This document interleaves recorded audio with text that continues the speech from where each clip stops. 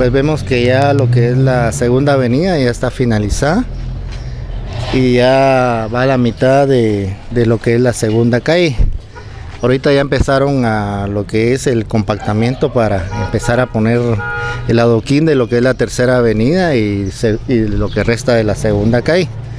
para dejar por último lo que va a ser la quinta avenida,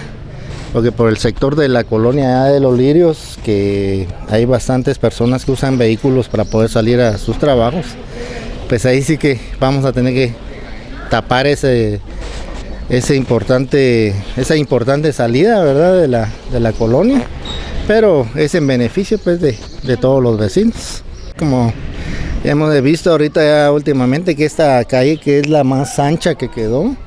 ya los niños y los jóvenes la están utilizando como cancha deportiva,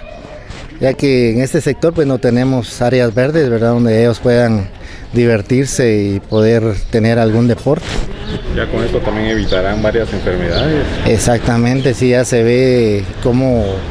ya aquellos polvazales que teníamos anteriormente ya se han evitado,